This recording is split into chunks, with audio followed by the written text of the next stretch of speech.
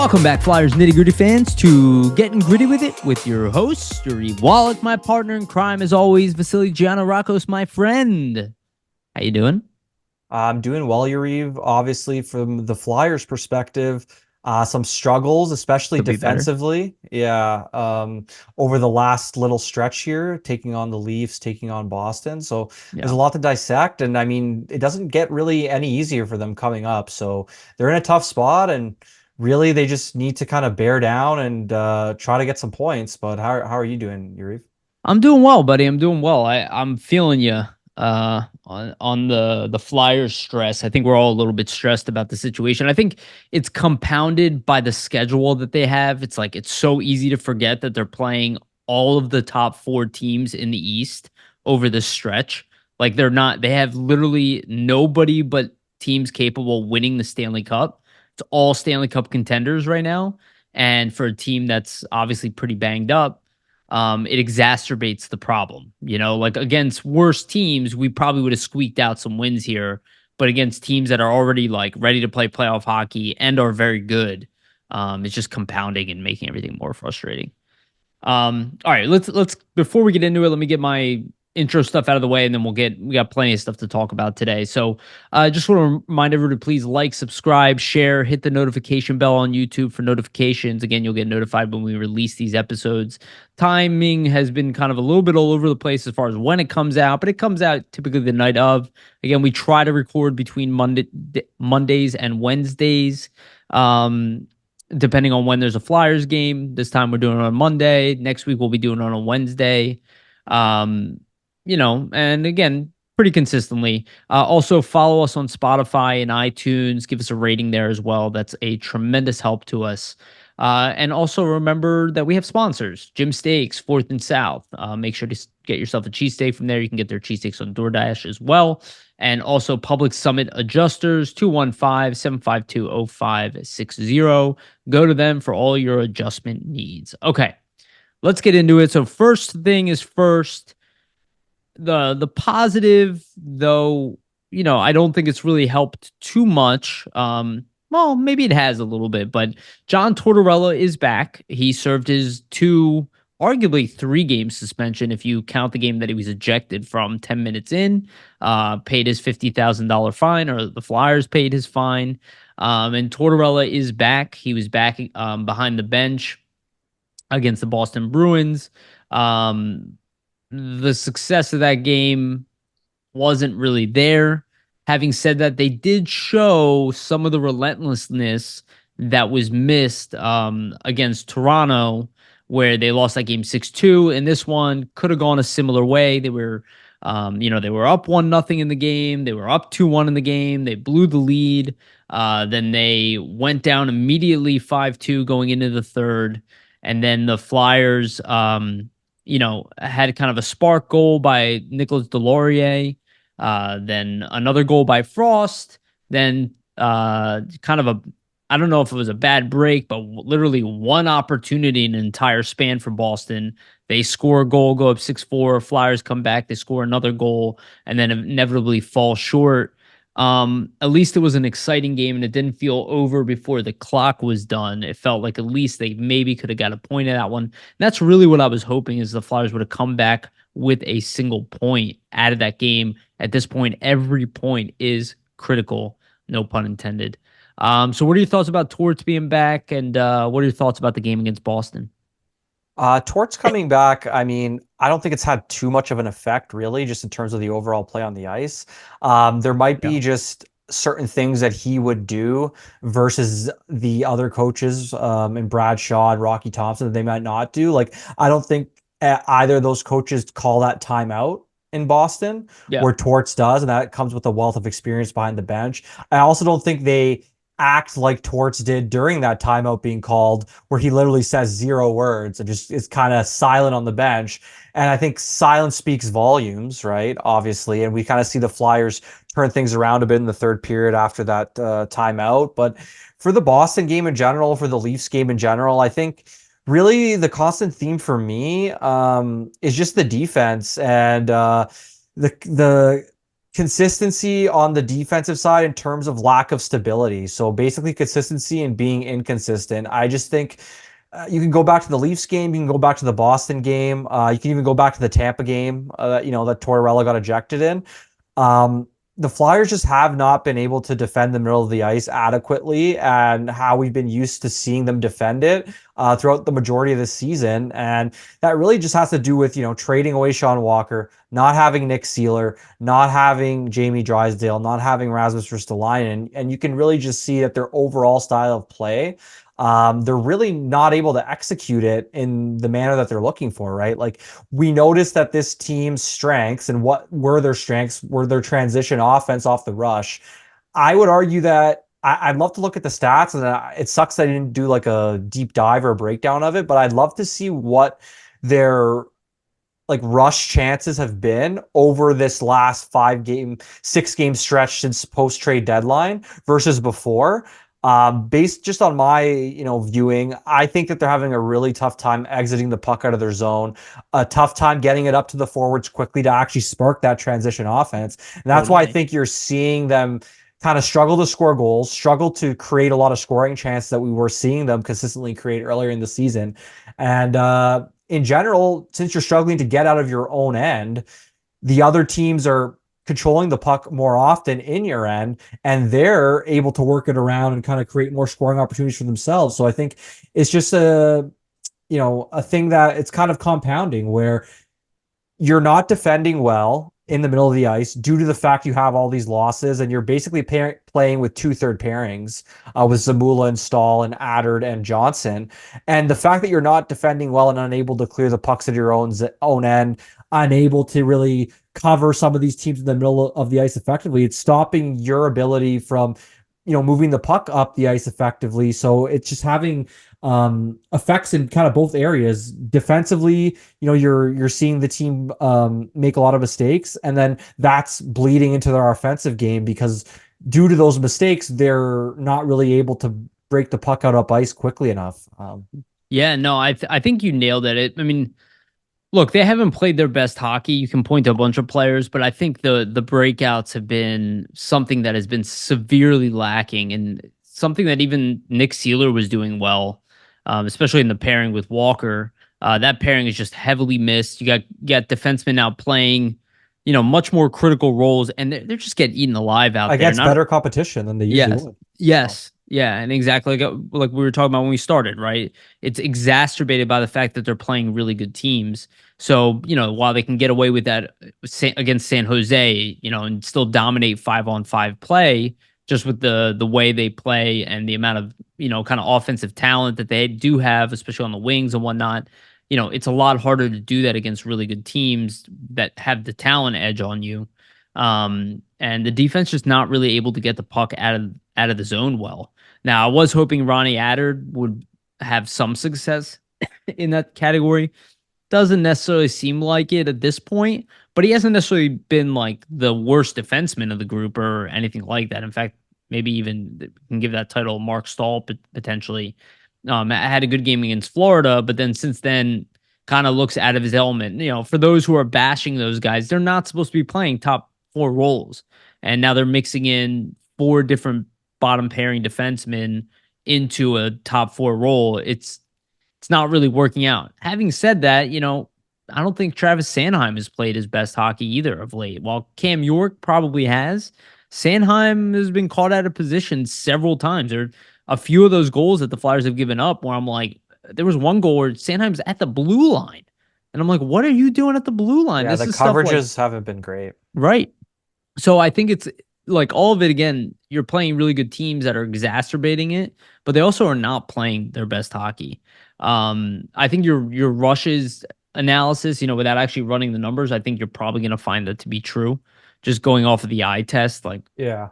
I would it, imagine they have a limited amount of odd man rushes in this last stretch versus yeah, their average this season over like a typical 6 to 7 game stretch, right? yeah, 100%. So one of the guys that have been under a good amount of scrutiny has been Sean Couturier. Now, last game against Boston, he did play only 11 minutes. He was 62.5% on the faceoff dot. He had 2 hits, 3 shots on goal. He was a -1. He did assist the Delorier goal, and Vasily and I both talked about this. I rewatched the replay. I don't know, 7, 8 times. He clearly is the one who passes Delorier the puck before the puck goes into the net, before Delorier scores. I have no idea why he did not get the assist on that. It's baffling to me, as it's obviously his work. Not only did he actually enter the zone, dump it, Delorier did chase, but then Couturier retrieves the puck and then sets up Delorier at the side of the net, getting Delorier to score a goal, which he has not been able to do all season. It's a little bit baffling that he didn't get the assist there. Actually, it is baffling, and I feel like it exacerbates like the perception on him, because as of right now, looking at the lines, and we'll go through them, and I can we'll go through them a little bit later in deeper context, but it looks like that he might be benched for this upcoming game against Toronto. He looks Um, like he's on the fifth line based on yeah, practice today. So yeah. So my thought, though, and I saw Bill Meltzer tweeting about this, and me and him are pretty much from what I can tell, on the same page, where we don't really see it. Like, I don't see the collapse. I've actually thought that Couturier has been playing better of late, and has not been far from the worst forward on the team. Um, and yet he still is kind of being treated as such. And I have a tweet here by Alex Appleyard. So Couturier, over the last 5 games played, he was first among forwards in expected goals for, then seventh, then third, then seventh, and then sixth. So okay, that's not like lighting the world on fire, but it's also not at the bottom of the lineup. And I even like watched him in that Boston game. I didn't even think he had a bad game. I was, I'm kind of confused how it evolved to this point. So what are your thoughts, Vasily, about, not just Couturier's ice time, but the potential benching, and just looking at the lines that we'll go through it a little bit later, how he could end up sitting with Atkinson and Gurianov next game? I think it's definitely puzzling for me. Like, I think there was a point earlier in the season where he was struggling a bit.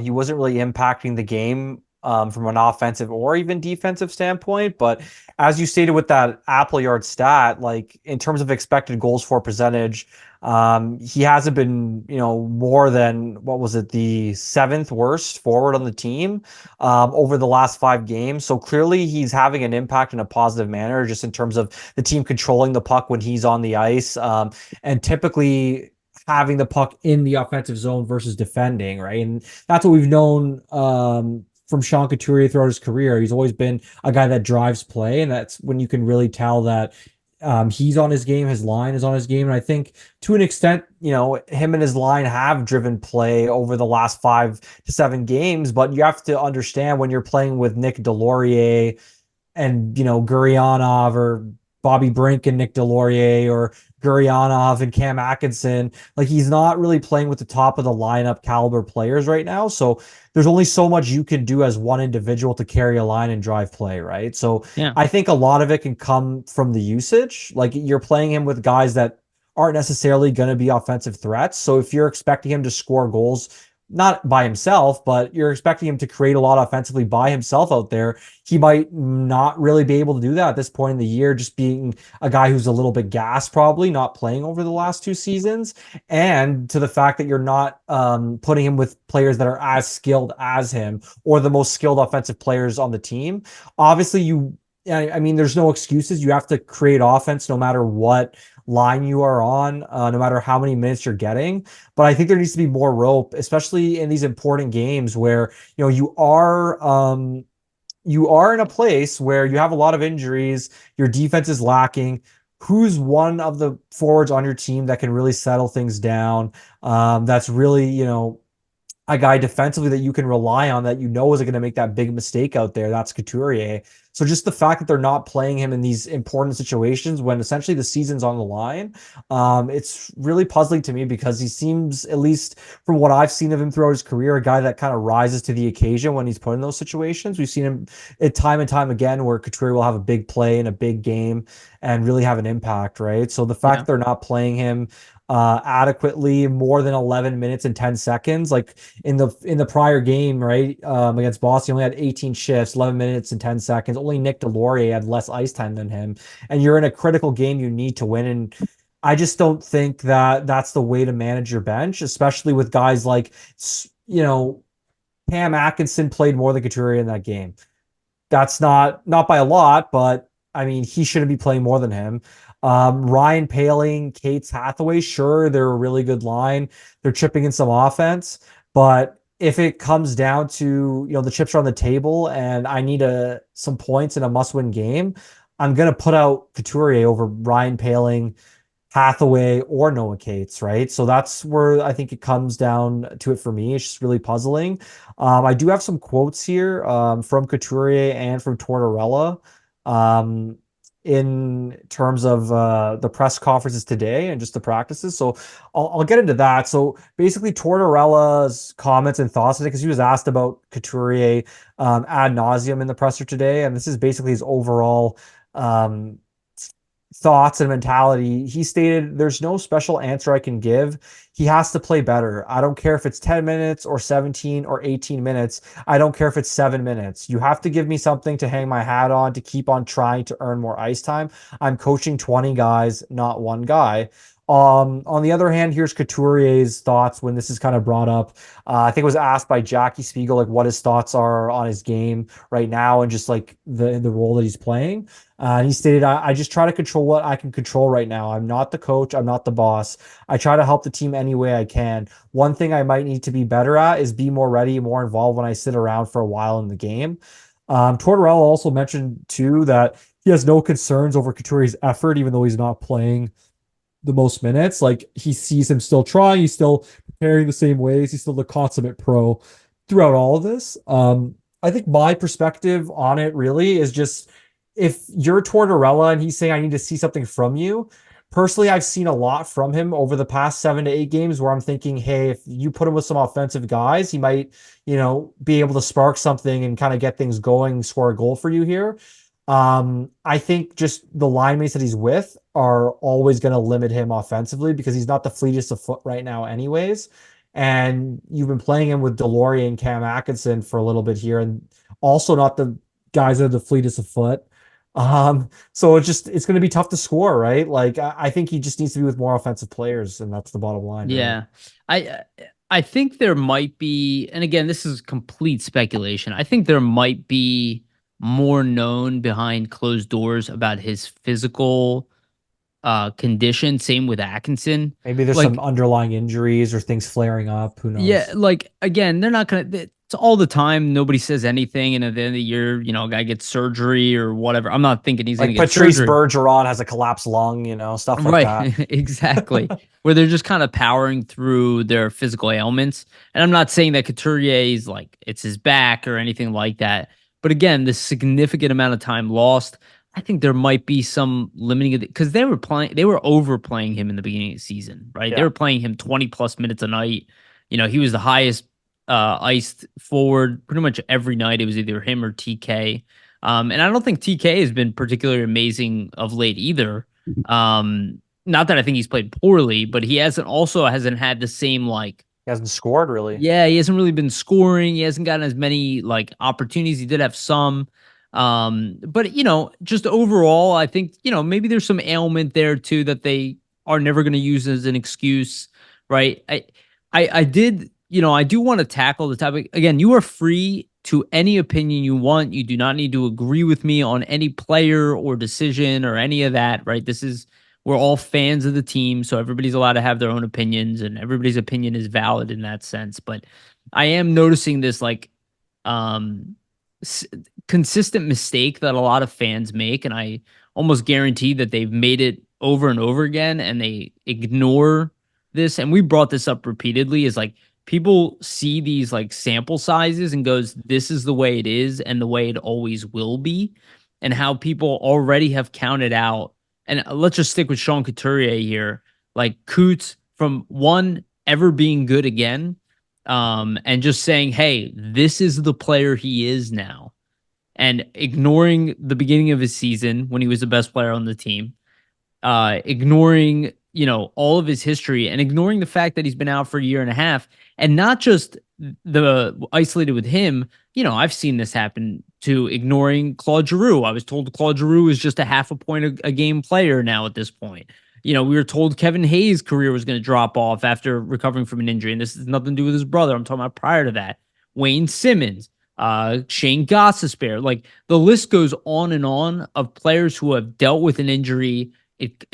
Joel Farabee. There's another people like said, oh, well, Farabee clearly is not the player we thought he was going to. This almost every time like clockwork. And it is important for wisdom's sake to understand how things go in life and what the recourses this really were going to be. And if he was being heavily I don't want to say overplayed, he was being played like he didn't miss a year and a half. Over 20 minutes a night for a Right. consistent basis to He start the probably is just worn down and really needs an off season, and there's no room for that right now. They're in a playoff sprint. And I'm kind of thinking about that too, Vasili, as we think about like him being benched. Like maybe to some degree they're like, just give him the night off. See if he can bring it forward, because they still have more tough games beyond the game Yeah. against Toronto. Maybe that's their thought, is like just give him the physical recovery to some I degree. just think, Limit his minutes and yeah, I just think, hey, like 11 minutes is not enough, especially when you're in a playoff race. he At had least 3 shots on net in 11 minutes. at least has to be 15 minutes a night. And even if he's not bringing you anything like offensively, the defensive game's usually always there for Couturier, even if there's not an offensive spark, or he's not going that game particularly in terms of creating chances. Yeah. But in that situation, like I still think you're better off having him between, um, maybe a Tippett and Forster, or Konechny and Lawton, or Konechny and Cates, or Konechny and Forster. Like I still think it's worth having a player like him with offensive guys, just because even if he's not contributing offensively, he could take away the defensive burden from those other guys. So maybe he can free them up to contribute as well Yeah. offensively. And so that's where the puzzling nature of it is for me, really, because he's such a good defensive player. So even if he's not giving you what you need offensively, put him out there against the other team's best players. Say, hey, shut this guy down. Let the other two worry about the offense. And if the offense starts to come, it starts to come. If it doesn't, just focus. We need you to focus just on the defensive aspects, right? Yeah, I So mean, maybe they're making that case with him being on the fourth line, but I completely agree with you. And again, we're not seeing that Cates Couturier combination that I've been waiting for. Here's a perfect opportunity. You are breaking up that line, most likely here, right? Why not try that? Like, well, that has not been tried once. And to be honest with you, I would love to see like Farabee, Tippett, and Frost together. And again, we haven't gone through the lines. Maybe we'll do that right now, actually, instead of a little bit later. I would love to see Farabee, Frost, Tippett, Cates, Coots, and TK. And then, you can do Forrester on the third line like they have right now with Paling and Hathaway, and then try to mix it in for that fourth line with like Lawton. And I'll be honest with you, I don't know if Delorier should be playing as much. Maybe it would be Gurianov, maybe Atkinson. Delorier, he's still valuable in the physical sense, and he doesn't really do anything wrong. But this team needs to be able to score with all four lines, and he's not yeah, going. Again, he got his first goal of the year because of Sean Couturier. Like he gave him a wide open net. So, I don't know. I don't love the line comment. Let's move that up and let's just talk about it right now. sure. And then we can kind of mix in the call ups too. So the new lines, and this is per Bill Meltzer. I'm just using his. The deep pairings are being rotated, so we don't know what they will be going into the game. But it's Tippett, Frost, Konechny, Farabee, Lawton, Brink, Forrester, Paling, Hathaway, Delorier, Cates, Lixell, Gurianov, Couturier, Atkinson.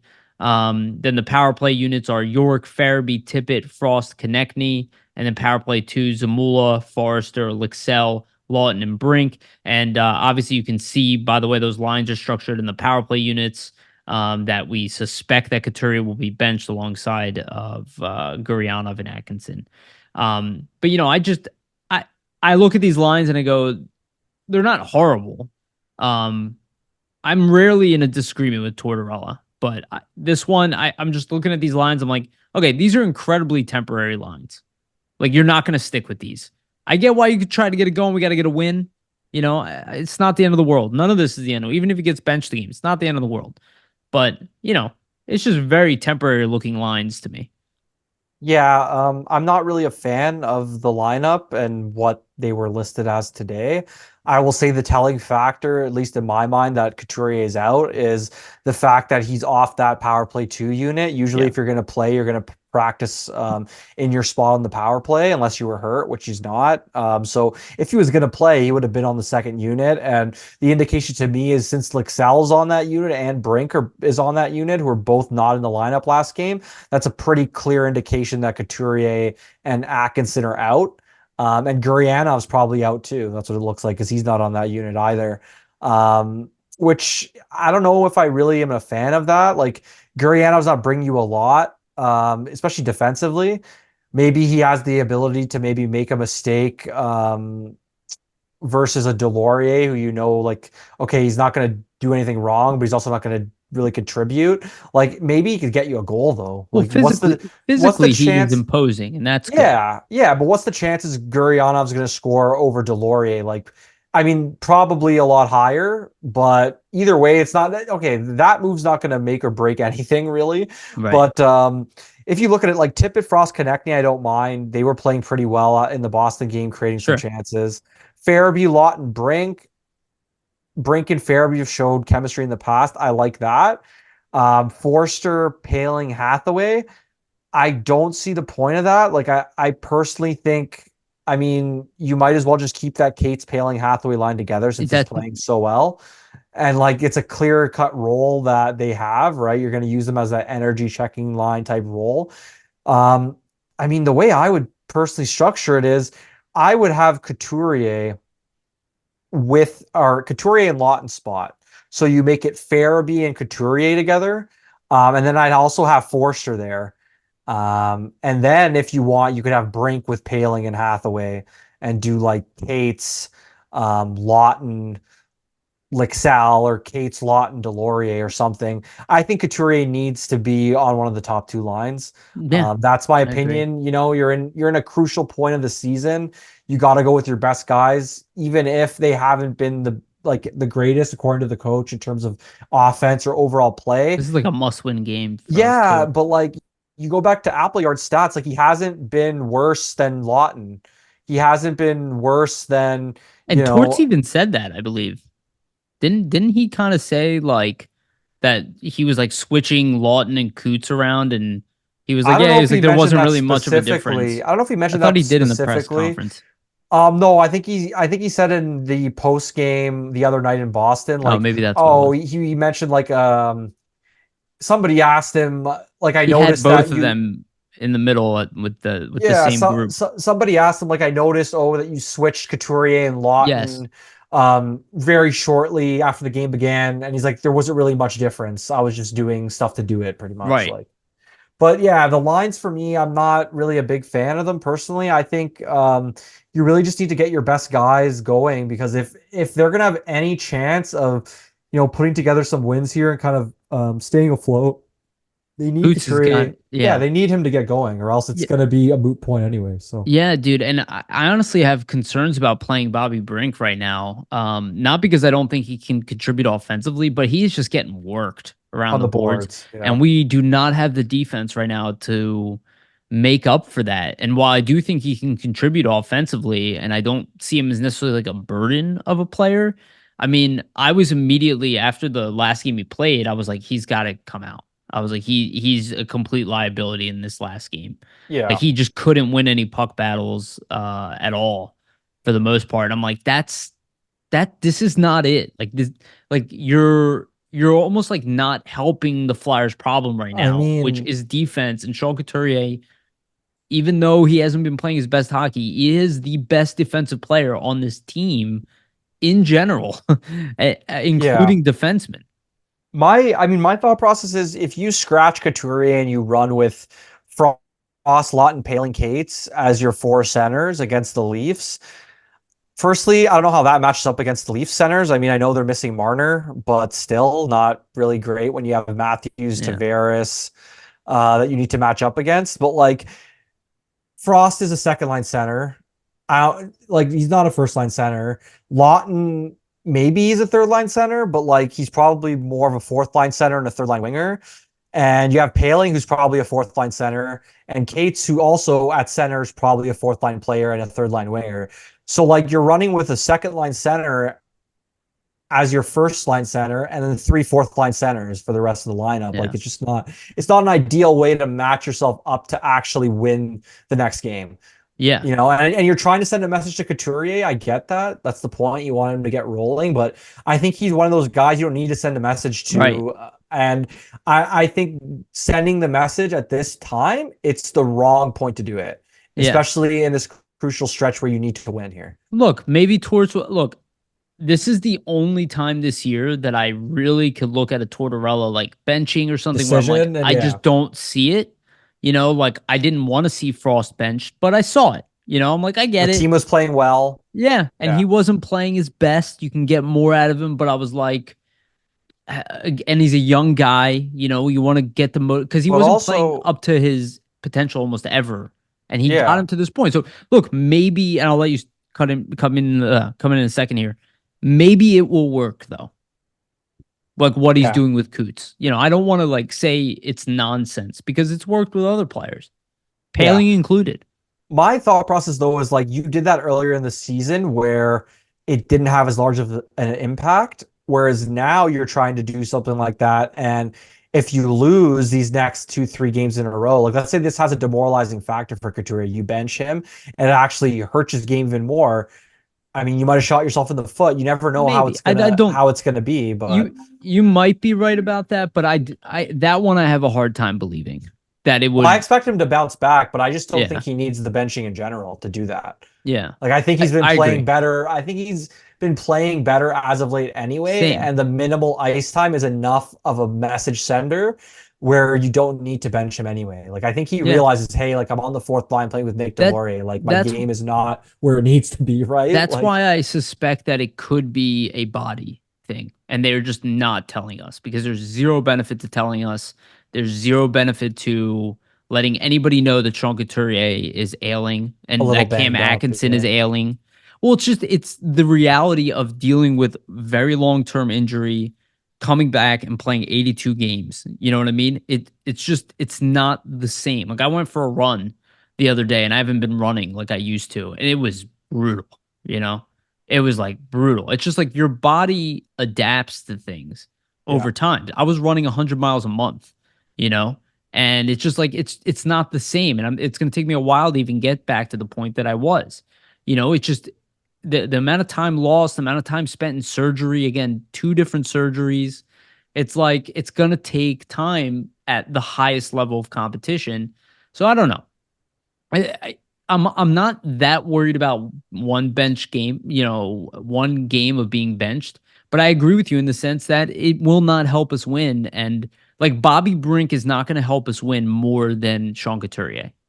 That Yeah, I I agree almost with have that. zero doubts in that. Well, even Nick Deslauriers, like, he scored a goal last game. You want to reward him. He's a great team guy, but like bench Deslauriers, put Couturier in. Like, what's Deslauriers really going to contribute for you in a game against the Leafs, who play a high tempo, fast Right. game? Like, it's just not It's like gonna, yeah, you're it's not not gonna help. maximizing. You're not maximizing your lineup to help you win. And like Tortorella said in his press conference, hey, this is probably the first time I've been critical of one of his decisions all year as well. Like I Yeah. typically agree with what he has to say because he's really smart when it comes to hockey and he knows what he's talking Yeah. about. But for this one, like he said, oh, it doesn't matter like who you are, like you earn your minutes and all that.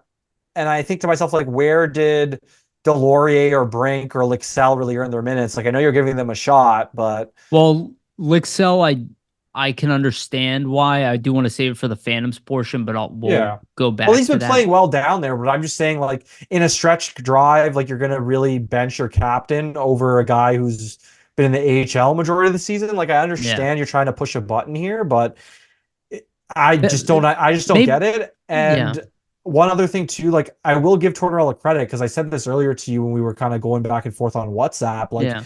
I was essentially saying, but I give Torch credit that he's not afraid to bench the captain. He has the balls to do shit like Yeah, that. sure. Like, I and agree. I think before the season, if you would have asked any Flyers fan or really anybody who's close to the team, yeah, John Tortorella is going to scratch Cam Atkinson multiple times this season and he's healthy, and he's going to healthy scratch Sean Couturier at a point this season. Would you have really believed that before the I wouldn't have season? believed the Couturier. Atkinson I could have seen, I but wouldn't have believed Atkinson because that's his boy. So like I wouldn't true. have believed that either. So when I look at that, I could say, you know what, Tortorella, despite the fact I don't agree with the move, he is fair in the sense that hey, if he thinks you're not meeting the standard that you should meet as a player, he will bench you. It doesn't matter who you are. And he even said that it Well, doesn't matter your name. It doesn't and matter what yeah. kind of like it doesn't matter, you know, how long you've been in the league, your status as a player, what you've done in the past. If you're not playing well and he doesn't think that your game right now can help them win, he will bench you. So I Well, can I give th him respect. I can give respect to that. I think you hit on something though really really elegantly there put because you said your standard, right? Like the standard for Yeah. Delorier is much lower than the standard for Sean That's Couturier, what I mean. He expects right? Couturier to be that 20-minute a night guy, can contribute on both sides of the Well, that's ice. why I was thinking is it like just take the night off because they did Possibly. bench him other games, but it wasn't performance based, Yeah. right? He was going from playing 20 minutes, being top two forward on the team to not playing, and then everybody goes, "Oh man, we're screwed." And in fairness, we won some of those games. Like I do want to be open to the idea that I am wrong with this too, because Torts has Hey, done strategic benchings and they have paid off. maybe they bench Couturier and they come out and play the best game of the season tomorrow and beat the Leafs. It's totally Yeah, possible. I just think, you know, to bench your captain, firstly, that's going to demoralize the group because they look, he's the leader and he's getting benched. I just think it's a demoralizing thing for the group as a whole. And that's my opinion of it. yeah, because he didn't get picked captain for no reason. Look, and I think some of this stuff you could have said for Frost too, because he had some games where he was like playing well, and then he would get benched. He would, he would kind of like he would get quiet for a little bit, not necessarily play poorly, and then get benched all of a sudden. Yeah. A multiple like Forrester has been benched in this season. Brink has been benched. Frost has been benched. Lawton has been benched. Paling has been benched. Like everybody on this team has been benched at some point, or not everybody, but a lot of the guys have been benched at some point on this team. It's just weird to see Sean Couturier get benched, especially when I don't think he's even had a bad game against I think Boston. he's been playing better. Like I said, the last 5, 6, 7 game stretch, I think he's been looking more like himself. Yeah, that's why it's weird. I would argue before that stretch where he was playing his worst. And if you were gonna bench him, maybe that was the time to do it. You're also not leading into this super important stretch if you do it that way too, and you're trying to kind of push the button, send a message. Yeah, So like obviously me and you don't agree. I mean, I'm sure there's a ton of Flyers fans that are puzzled. Tortorella seems to have a different approach, a different mindset in terms of Couturier and how he's handling it, and we'll see if it pays off ultimately. I mean, it might not. It's really a wait and see. But my personal opinion is if they can't get Sean Couturier at least playing at like a second line center level, throughout the remaining stretch here, they're not going to make the playoffs. yeah, I If he's think playing fourth line minutes, fourth line type production, and that's what he's giving them, it's just not going to work with the way yeah. their centers are set up. Yeah, and it's interesting that Farabee actually broke 20 minutes of ice time last game, Yeah, which 21 goals for Farabee. That's a career high for yeah. him as well. When people said he could never bounce back, right, after the Well, injuries that's and things. So I feel like people like when I see people, and again, I think this is the minority of people, but when I see people writing this stuff and they're writing it to me, and again, like that's fine. I'm not like mad at you or something, but I think you are ignoring I'm just reality. curious as to the why. Like, well, like you're ignoring reality. You are taking the sample size of it's like people constantly fall under this thing of like, oh, the way it is right now is the way that it always Recency will be. bias, right? Yeah. And it's like, and they go, oh, this is what he is now. That's it. That's it. Everything else he's done is ignored. The beginning of the season is ignored. all of that is ignored, and same with Cam Atkinson. It's also why I don't think Cam Atkinson is necessarily completely cooked. Because I'm like, if I'm giving Sean Couturier grace, and I gave all these other guys grace, like why doesn't Cam Atkinson deserve it? Yeah. Like who says that he's not going through something physically as well?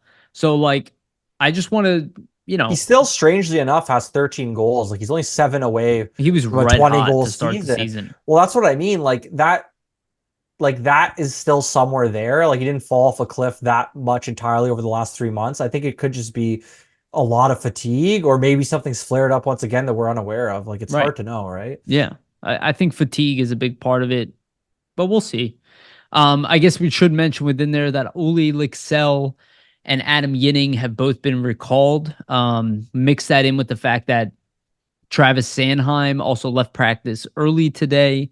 Tortorella did say it was maintenance. He's been playing a lot of hockey. We Yeah. do know he had the brace on his foot. He had that kind of that weird Brace on his knee, potential, I think. yeah, Yeah. yeah, potential injury where somebody fell on his leg. I don't remember the player. I'm I I was just gonna say, sorry to interrupt, like for the Flyers, they're lucky that Sanheim, it isn't serious and it's Oh, that would maintenance, be because if they were losing him as well, like you really don't even have one legitimate pairing that you can put out against other teams' top lines or no. best players confidently, right? I'm still under the belief that they should consider splitting up Sanheim and York, which I imagine will be tried. Um, Yeah. Now the other caveat here is Yinning was brought in, It's but emergency recall, yeah. it was, but when I look at Mark Stahl's 9 minutes of ice time against Boston, a defenseman playing 9 minutes of ice time, that's like a forward playing 4 minutes of ice time. Yeah. And I do think like, maybe Stahl's going to be sitting, and that maybe Yinning is going to be coming into the lineup. And I don't think Stahl has had a terrible season, but he definitely didn't look good against Boston. Didn't look good against Toronto. And Adam Yinning, in the only sample size we had, did look good. So I do wonder if there is an appetite here to play Yinning regardless, and see if he can replicate the performance he had last time. Like, again, he is entering the point of being an NHL player. He's still relatively young for a defenseman, so you got time there. He's a former second round pick. Like, why not just, they didn't, I don't think they just called him up because of Sanheim, because I don't think they would dispel the, like Sanheim played almost 25 minutes of ice time. And I look at Yinning and, you know, they only played Stahl 9 minutes. Like, why He would you played a not? good game against Florida. Right. Why wouldn't you try Adam Yinning? Your defense is getting eaten alive, especially in their own zone. And Yinning is a big, strong guy. It's a nice replacement for Stahl, who is obviously not fleet of foot. I would imagine Yinning has got, some better wheels at this point, with Stahl being Yeah. 37 and Yinning being what, 23, I He think. really looks, yeah. So Yinning, I believe, is 24, turning 25 or something like that. Okay. But there's definitely more speed to Let me double check Yinning's that. game.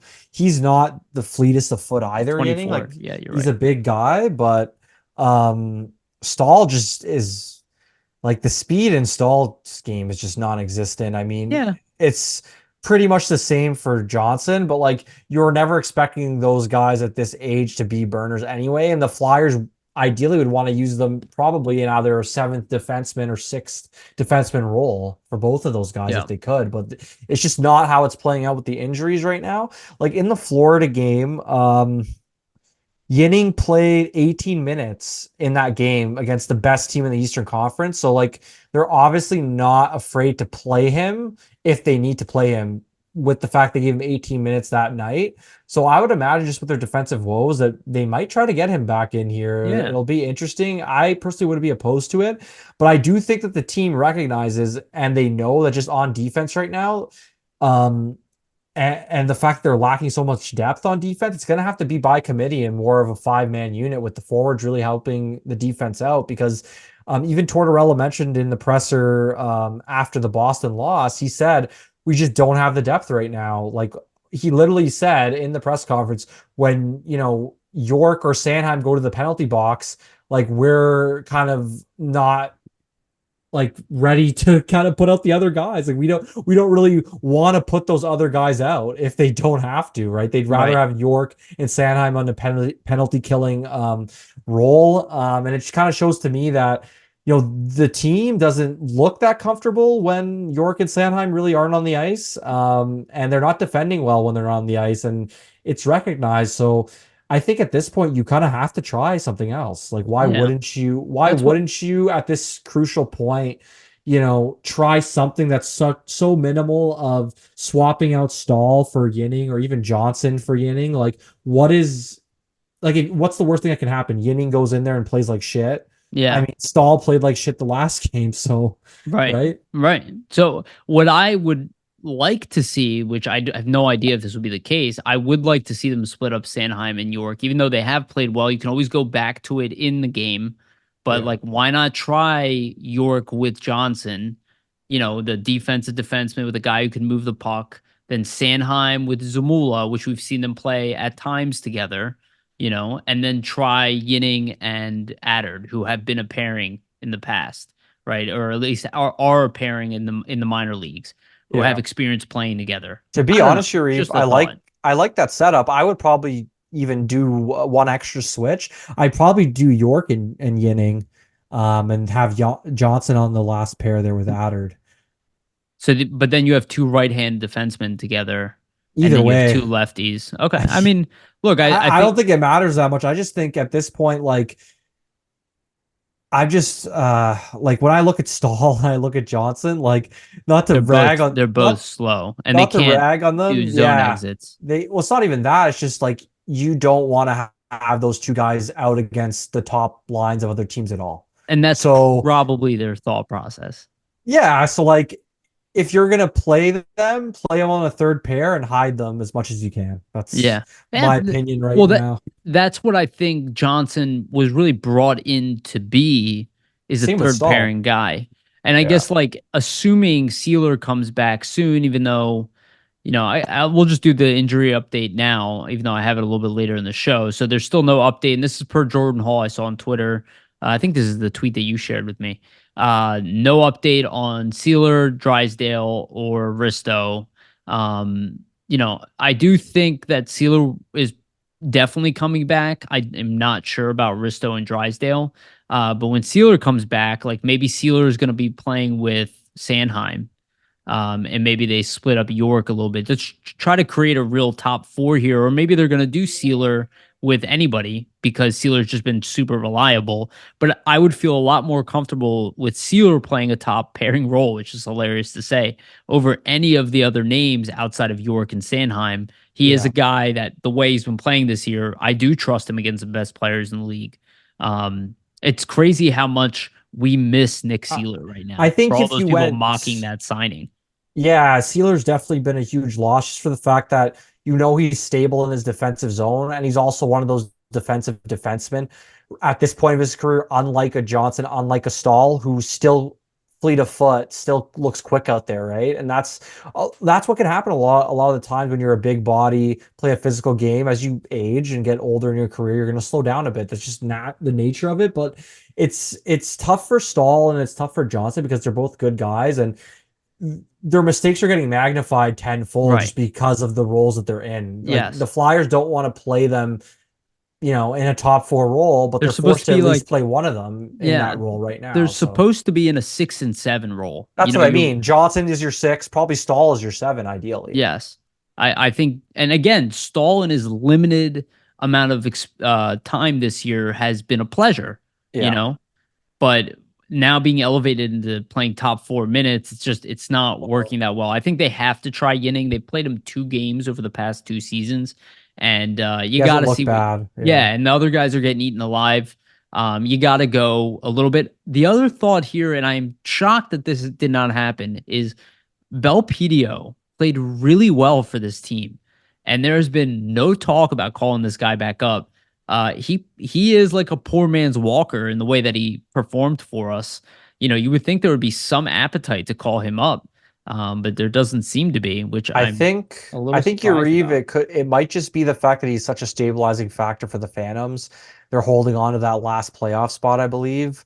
So maybe they don't want to disrupt. You're calling Yinning up and Adder too, so that's a bit of a disruption, but maybe he just does so much for them down there penalty killing wise and defensively that maybe they want to Maybe. give the younger guys more of a shot. I don't know. Yeah, no, I think that look, there might be truth to that. I just look at the fact that I don't think they're ever going to sacrifice the Phantoms position for the Flyers just because of the revenue Yeah, of course. difference, and making the playoffs But would make as much money as the Phantoms make all year you long. got a caveat, right? Like I mean, the Flyers have mentioned so many times they're gearing this towards younger guys, younger players. So it makes sense that they're going to try to give Adder and Yinning a shot Yeah, at no, least. I mean, I if think they were that's probably true.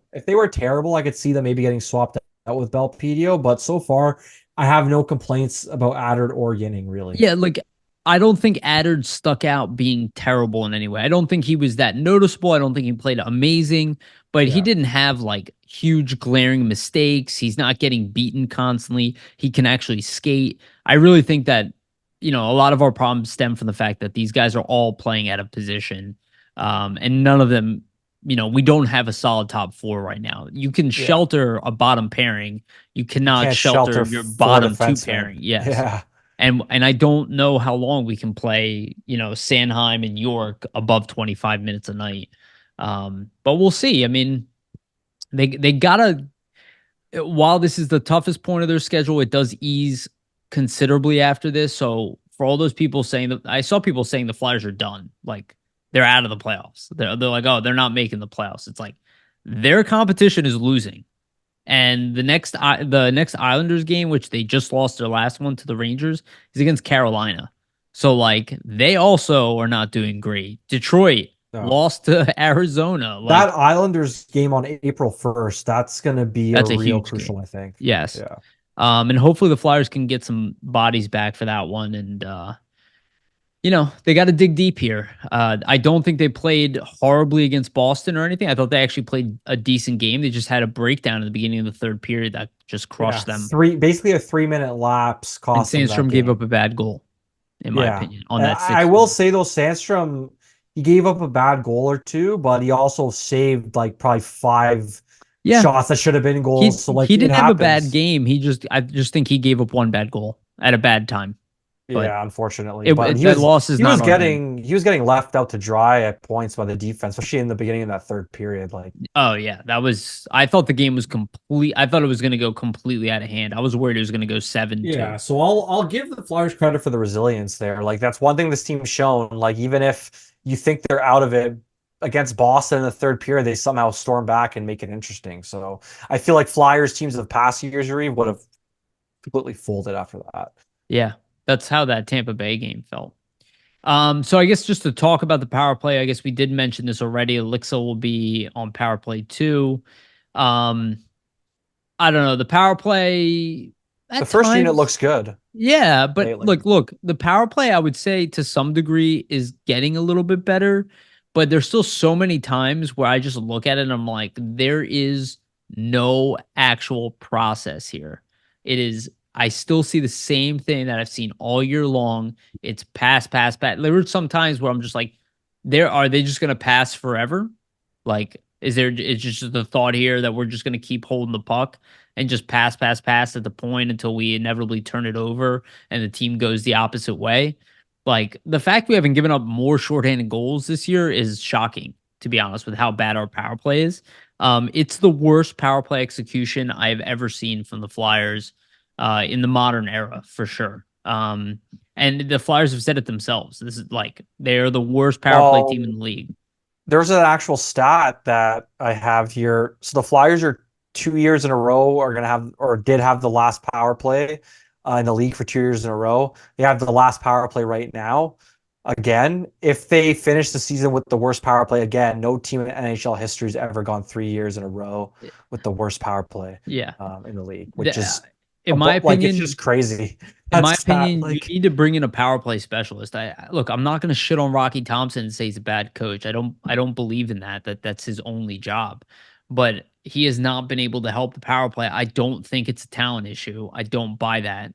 And I haven't been wrong about this stuff. I said it wasn't a talent issue that the Flyers weren't a middle of the road team, you know? I don't buy that. It's execution. I've been watching power plays for 25 plus years. The execution on this power play stinks. There's no Yeah. game plan here. There are no I plays to rely on a consistent basis. That I'll agree on.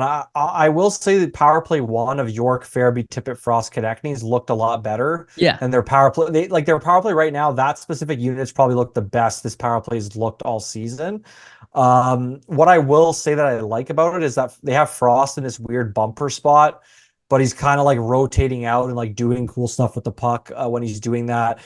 Basically the Flyers are just moving their feet at that point. So Well, Frost will get the puck in the bumper. He rotates out to the wall, then everybody else rotates. What are the best power plays in the league doing? They're shifting, constantly moving. If you're just stationary, it's easy to know what you're going to do, right? Because the puck's just zipping from guy to guy, player to player. When you're stationary, it's really a safe power play. Like you need to move around the power play, find the open spots, find, the seams. So that's what they're kind of doing with Frost in the bumper spot, which is making, adding another element to it, but they still need to shoot the puck more, is my yeah. opinion. Yeah. Something they do very well at 5-on-5 and not well on the power play, which again baffles me. And like you see them get off the power play and it's like Yeah. immediately they start shooting. And then on the power play, they're like double clutching and yeah, Yeah. I don't know. It That just and I also noticed Tippett is on his right side on the power play, which I get why, because they have Forrester on his off wing, but it's like we're like completely removing his ability for a one time. I don't know. I hate the power play. I hate the strategy behind it. Yeah, I Um don't know why they start out with him. Like, so this is what I noticed with the power plays. They start out with Tippett on the right, and then eventually, if they have the puck long enough, they rotate, and Tippett will come back around to his one-timer side. But the problem with that is they usually don't have the puck enough to happen. be, So, like open it up and have the guy on his strong side for a one, or on his off side. I mean, like to get the one-timer going. But like I don't yeah, look at San Jose's team and go, "Oh, they have all the tools for a really good power play or a top 8 looked a team." lot I better think than our power play. right. It's like they just have a simpler power play. In fact, I'd argue they played a lot simpler against us than we played against them, especially with special teams, you know? Yeah. Like they just kept it simple, redirect. Now, I think the Flyers have had some bad luck too on the power play, but not all season, It's No. not luck all season long. It's just been really disappointing. All right, before we continue, just want to remind everybody, please like and subscribe. Hit the notification bell on YouTube for notifications. Follow us on iTunes and Spotify. Give us a rating there. All of that is tremendously helpful for us. Okay, quick bit of news. And I didn't really watch a press conference. I don't really care about stuff like this, but I thought it was still a nice story. Wayne Simmons signs a 1-day contract with the Flyers so he can retire a Flyer. Makes sense because he played majority of his career with the Flyers. It's where he had the largest impact. He was still a good player for LA before he came over, but this is where he broke out and became kind of that high caliber top line player. We all love Wayne Simmons, his personality, his attitude on the ice, on and off the ice. I think everybody welcomed.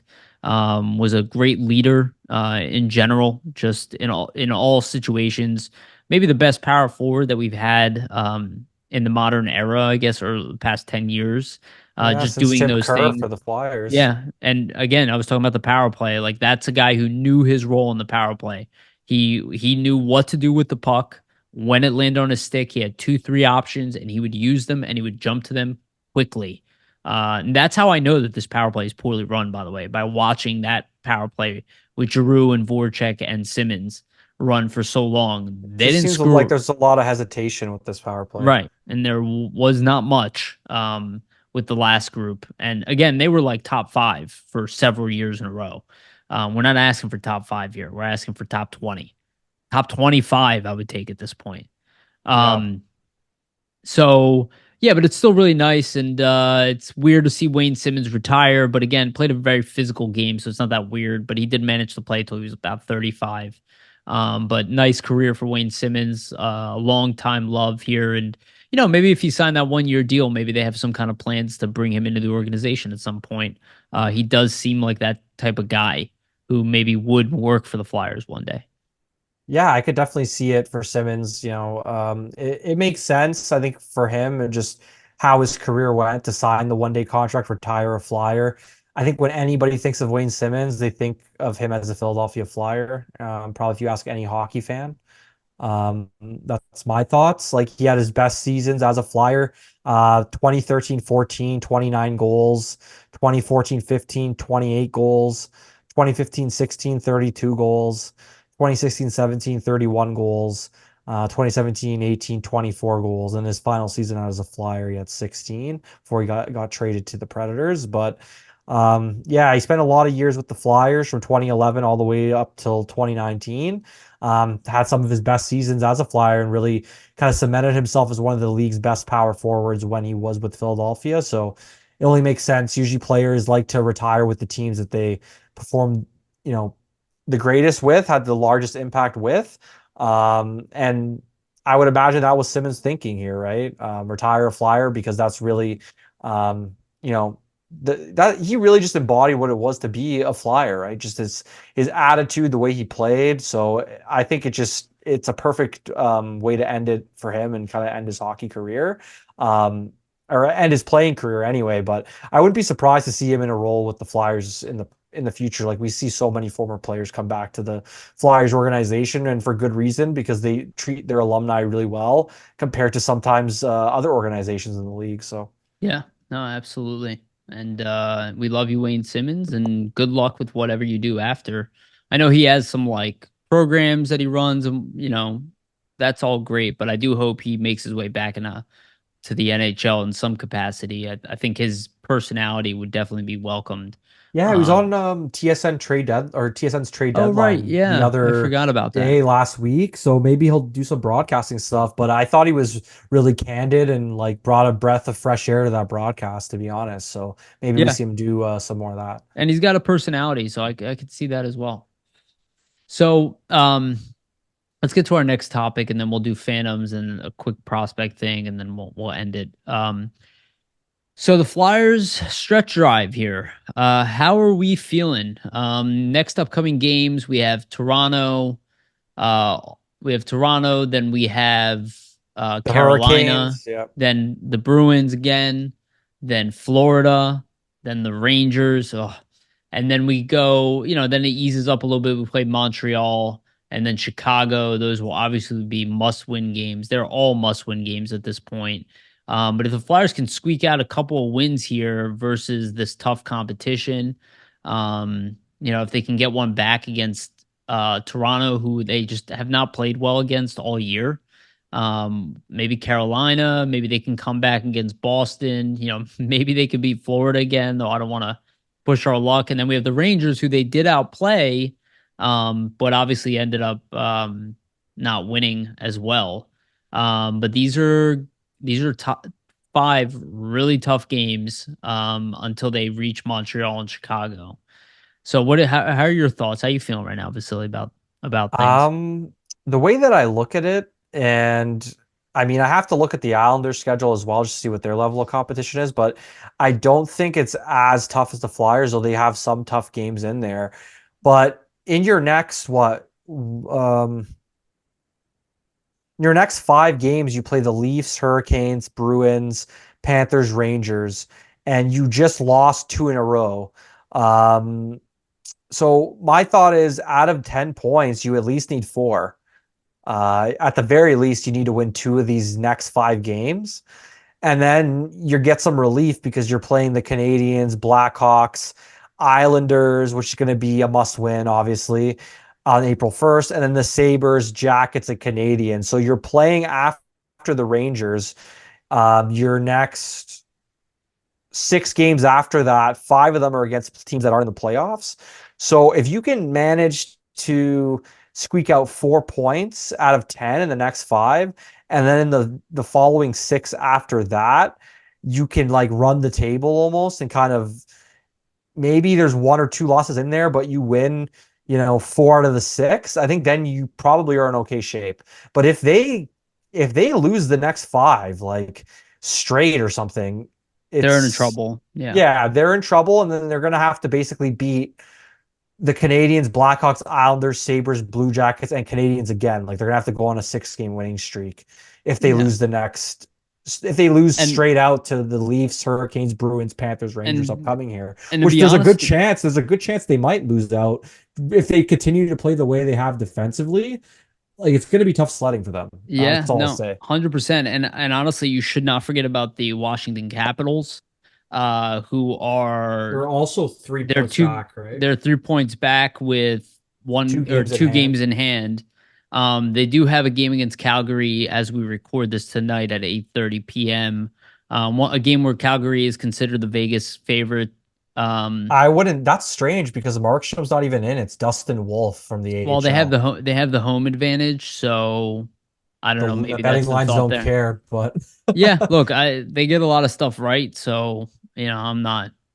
I don't know. I have I don't no know either. But yeah, like you're right. The Caps are one to watch. I mean, but yeah, like what do you think? Buffalo. Buffalo's creeping Not up. I just don't think they're gonna have enough gas to do it.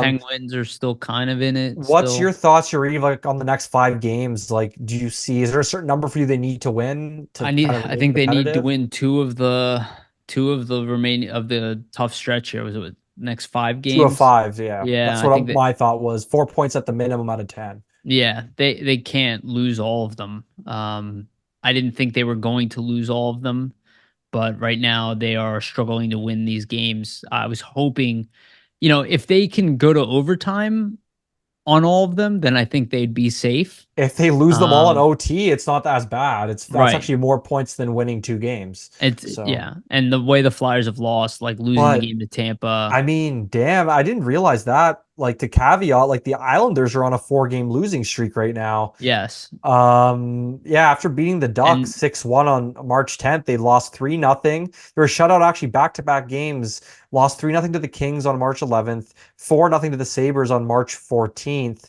4-3 to the their Senators their on the schedule 16th. is Yeah. not easy. By the way, They got Hurricanes, Wings, Jets, they got a Devils, right. They got a Panthers, Lightning coming up. So, and then all and teams competing with them for a spot. Right, like Detroit is on a they're spiraling.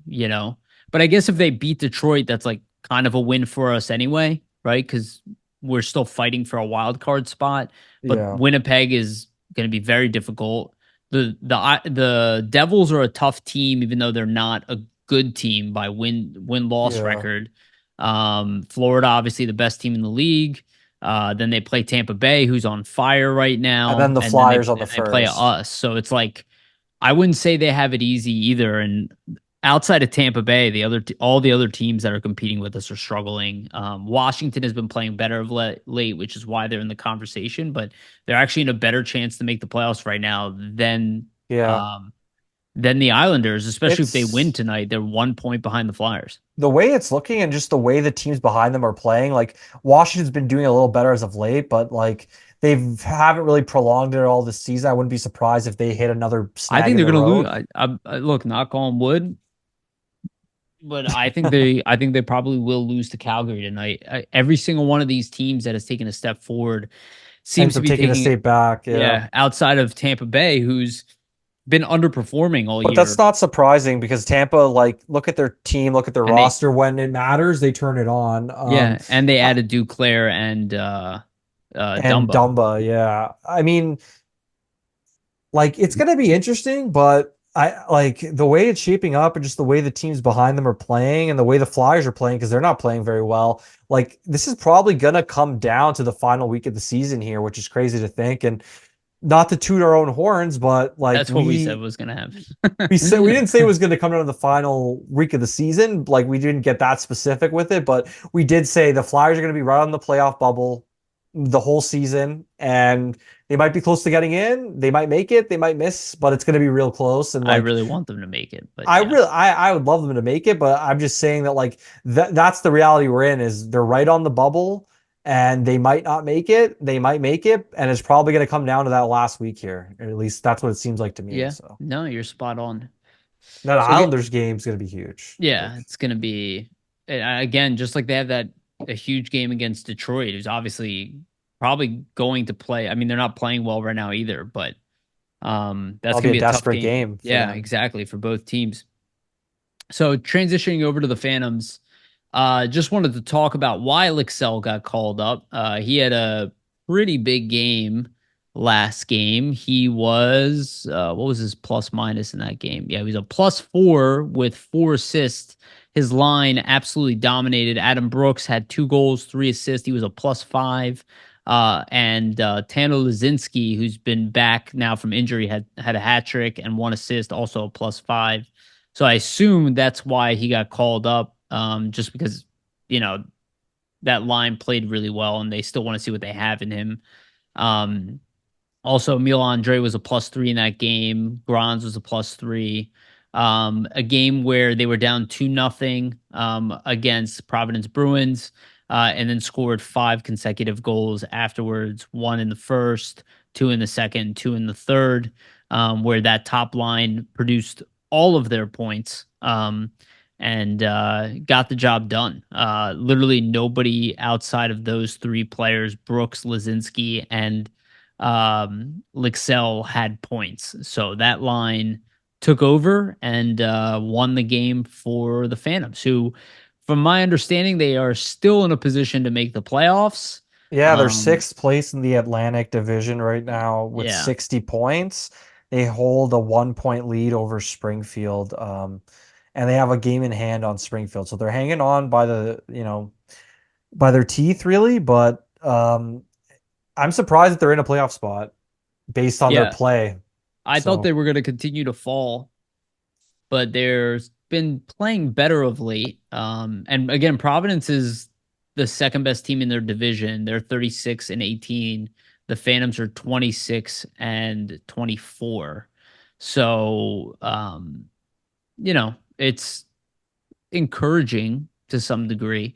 I am interested to see if Kolosov is going to make it over here before they qualify for the playoffs. I think they could use him at this point because they have Gahagan and Peterson down there, and yeah, Gahagan has outplayed he's Peterson. So yeah. So my just to bring up, like, there's rumors that Kolosov is gonna make his way over here, over to North America, just with his KHL season and the playoffs ending for his team specifically. Um, Alex Appleyard put a tweet out, which makes a lot of sense. He's in Europe, so he kind of has a better handle on this type of stuff versus what we might know or might understand. But he tweeted, thinking about it logically, my guess on the holdup with Flyers Kolosov's visa is the following. The U.S. Embassy apparently in Belarus has been closed since 2022. oh, So great. he has to go to Poland to get his U.S. visa. And it's very busy processing center in Warsaw, just with everything happening, obviously the war. And I think how it works is, as well, you have to actually get a visa for Poland and then get the visa, like your work visa from Poland, and then get the work visa to the US from Poland after that. So it's like a double up process. Yeah, yeah. But we'll see if he makes it. But I I would love to mean, see him play some games here before next season. why not put him in the playoffs? I I would mean, who consider calling him knows? up to the Flyers just to be around the Flyers while they're in the play. He doesn't have to play, but Good just to get him experience. Yeah. accustomed to North America and North American hockey. And again, you got guys like Zamula who are Russian on the team, so get him a translator, get him to know somebody. It tends to happen. I don't know how his English is. Maybe his English isn't bad, but typically Russian players don't have Speak much. English too well, Yeah, but yeah. Um, Before coming over, the Swedish guys always seem to be ready. The Swedish and the Finnish guys, they're always like well prepared to speak English when they get here, but there's a little well, I bit think for different in Swedes Russia. and Finns, they do like English as a second language, right? Yeah, So that makes yeah, sense. You got to learn it in school. Though, I mean, in Canada, we do French as a second language, and I can't speak French for shit. So fair I don't enough. think it matters Well, we do for some Spanish people. here in America, and I don't.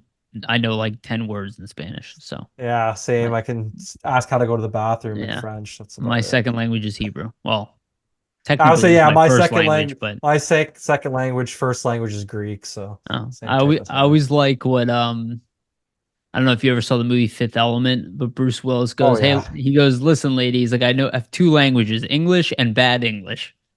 It's usually my basically. response. Oh Um, man.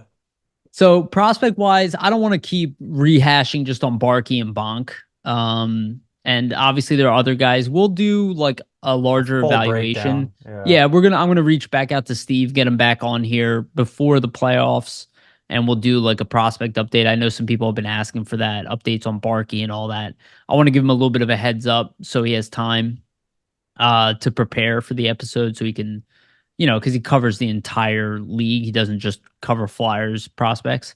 So we'll get him on here and we'll do like a full breakdown of prospects.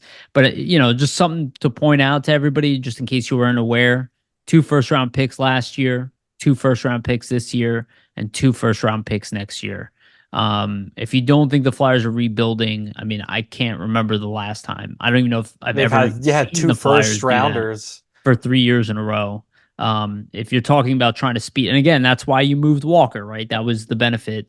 They haven't had that ability to draft three guys, or I'm sorry, 6 players in the top. In our case, it's the top 32 now in the league, and again, I think it does help to that fact. So even though we moved Walker, having that extra piece should not be forgotten. Johansson is going to be a burden here. Again, I don't think that trade came with zero. Everybody like cheers in the streets, but like, we're seeing the Walker. We're going to have to deal with Johansson now, but at least we got this first round pick. It will help get us to where we're trying to go, which is not a team that just makes the playoffs or can be competitive one year. It's, can you be competitive and a Stanley Cup contender for several years in a row? That's how you build a Stanley Cup team. That's why Vegas is going forward every year, right? That's Yeah. why Tampa Bay is always a threat to win the cup. You want to build a team that could anytime win the Stanley Cup every single year for multiple years in a row, because that's how you double up your chances, right? You got to think of it as a long time spread. Yeah, I got a couple random things to mention before we end here. Sure. So this is on Michkov. So this is a stat from Big Head Hockey, so shout out to them. I think But I know what you're about to bring this is up. the most points in a season from a draft plus one player in KHL history, and Matvey Michkov holds that record currently. He had 41 points in his draft plus one season this year in the KHL. That's tops in history. He's in decent company with who he's kind of with on the list. So second is 36 points in a draft plus one season for Eli Tolvanen. Third is 32 points for Evgeny Kuznetsov. Tied for third as well is Evgeny Malkin with 32 points, and tied for or fourth place is Artem Chernov with 32 points. So I mean, all of those guys on that list you're pretty much aware of aside from Artem Chernov. So that just kind of speaks to the company that Michkov is in with his performance in his draft plus one season here. And it just shows that he has the chance to be a really, really good player, generational type player. We've kind of said it on this podcast the whole season here. Yep. But yeah, just something to, continue to be excited about with Michkov. And then Let me just add one thing there before you move sure, forward. yeah. Just to put it in perspective for people, Guryanov was a number 12th overall pick, considered highly touted goal scorer. His draft plus 1 year in the KHL, in 47 games, he had 4 goals and 1 assist. Yeah, it shows like as a young player, or as a young player, Yeah. it's really, really hard as a young player to produce in the KHL like Michkov's been doing. It's Yes. pretty extraordinary. And then the other random fact, John Tortorella stated apparently on 97 the 5 the Fanatics, or sports radio station in Philly area, that the Flyers will have interest in bringing back Sean Walker after the season, apparently. It's interesting you said that, because I was thinking that. Yeah, I definitely could see it. Like, he fit really well.